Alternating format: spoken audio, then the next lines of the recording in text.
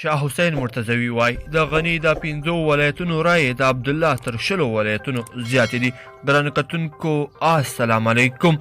د ولسمشر غني یو ویان شاه حسین مرتضوي په خپله فیسبوک پاڼه او ټویټر کې لیکلی دي چې د اشرف غني د 5 ولایتونو بایومټریک رایې د عبدالله د 20 ولایتونو تر بایومټریک رایو زیاتې دي. شاه حسین مرتضوي د یوازې معلوماتو په نوم دغه پوسټ کړی دی چې لاندې یې پکې لیکلي په کابل، ننګرهار، پروان، دایکنډي او جاغوري کې د ولسمشر غني یوازې بایومټریک رایې د ډاکټر عبدالله د 20 ولایتونو د رایو څخه زیاتې دي. د یادولو وړ ده چې د ثبات او همپالنې ټاکنیز ټیم مشر عبدالله په بیا ځل د زیاتو رایو ترلاسه کولو دعوه کړې ده او بیا یې دا خبره کړې چې ټاکنې یې ګټلې دي او راتلونکی ولسمشر د افغانستان دی.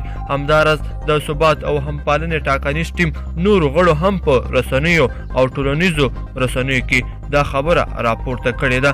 د عبدالله ډله که موږ بریالي نشو د ټاکنې پایلې نه منو. غني سوای غني غواړم د عبدالله او نبیل لګول شوي تورونه ځانګړي محاکمه وڅېړي. صالح د عبدالله ټیم د ټوکو او کیسو ټیم دی.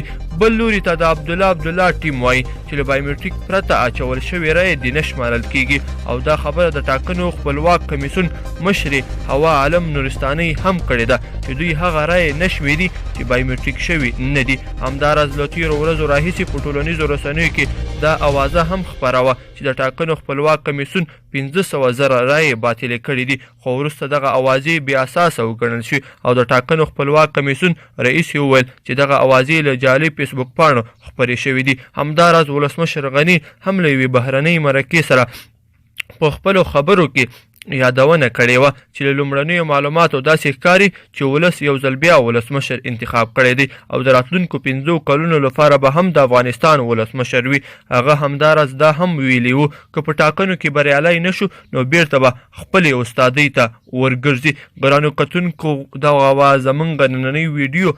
تر بلې ویډیو پورې خدای پامان.